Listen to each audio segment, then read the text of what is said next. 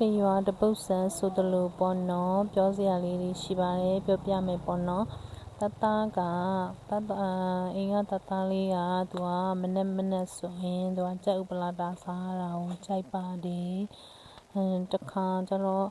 ခရီးသွားနေတော့သူကကြက်ဥပလာတာစားမယ်ဆိုပြီးတော့ခရီးသွားနေမနဲ့စားမယ်ဆိုပြီးတော့အမဆိုင်ထိုင်ရတယ်ပေါ့နော်အဲ့မှာကြက်ဥပလာတာမှာလိုက်တော့ခါကျတော့သူတို့လာချပေးတဲ့ကြက်ဥပလာတာလေးကလေပုံတော့မရိုက်လိုက်ရဘူးမရိုက်တော့ဘူးပေါ့နော်အဲ့တိုင်းသူတို့ရဲ့ကြက်ဥပလာတာလေးကသူများလိုကြက်ဥပလာတာလေးလည်းမဟုတ်ဘူးပေါ့နော်ပြီးတော့ဘယ်လိုလေးလဲဆိုတော့ပုံမှန်ကြက်ဥပလာတာဆိုရင်ကြက်ဥပလာတာလေးကိုဖြန့်ပြီးတော့ကြက်ဥလေးကိုခလောက်ပြီးတော့အဲ့လိုလေးတွေထည့်ကြတာပေါ့နော်ထည့်ပြီးတော့မှကြော်လိုက်တာပေါ့နော်သူဟာကြအဲ့လိုမဟုတ်ကြက်ဥပလာတာဆိုတော့ကြက်ဥကိုသူတို့ကပလာတာပေါ်ကနေပြီးတော့မှကြက်ဥကိုကြော်ပေးလိုက်တာဒါပေမဲ့အဲ့ကြက်ဥကလည်းနော်half fry လည်းမဟုတ်ဘူးပေါ့နော်ဒါပေမဲ့ omelette ကိုမှomelette ကလည်း omelette မဖြစ်ဘူးပေါ့နော်ဘယ်လိုပြောမလဲပတ်ပြဲဘယ်လိုပြောရမလဲအဲ့လိုကအစမပြေဘူးပေါ့နော်အဲ့ပေါ်လေးကနေပုံပြီးမှလာချပေးတသားအဲ့ကလေးရရင်အဲ့ဒီရဲ့မစားတော့တာပေါ့ကြက်ဥပလာတာကိုမစားတော့တာပါဒါမဲ့ကြက်ဥပလာတာရမ်းကြိုက်တဲ့သားလေးတောင်မှဒီကြက်ဥပလာတာလေးကိုမစားဖြစ်တော့ဘူးပေါ့နော်အဲ့လိုပါပဲတနေရာနဲ့တနေရာနဲ့မတူတဲ့အကြောင်းကိုပြောပြတာပါဘာရလို့တော့မဟုတ်ဘူးပေါ့နော်တရွာတပုတ်ဆန်းဆိုသလိုပေါ့တချို့နေရာကလည်းအဲ့လိုမျိုးလေးပေါ့နော်ကြက်ဥပလာတာဆိုအဲ့လိုကြော်ကြတာပေါ့ပုံမှန်များသောအဖြစ်ကတော့ကြက်ဥပလာတာဆိုတာကတော့ကိုရီးယားမြင်ဘူးတာဒါမျိုးပဲလေနော်ကြက်ဥပလာတာ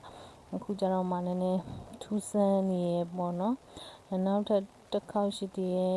မန္တလေးမှာပေါ့နော်အဲ့လိုပေါ့ဖတ်ထုတ်စီချက်စားမယ်လို့ပြောလိုက်တာပေါ့နော်ဖတ်ထုတ်စီချက်ဆိုလဲအဲ့လိုပဲ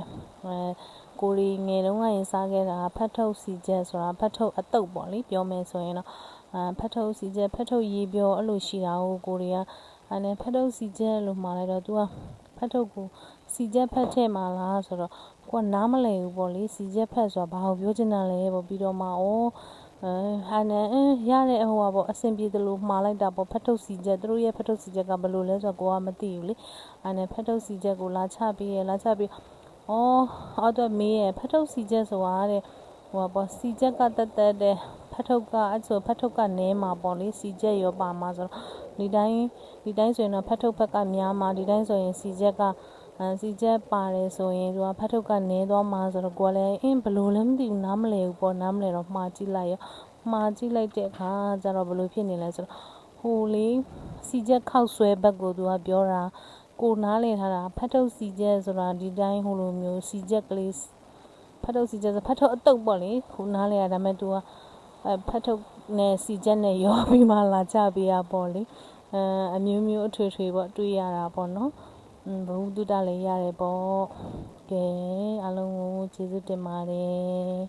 ပြောတာလေးလည်းနည်းနည်းရှည်သွားတယ်ပေါ့ရှင်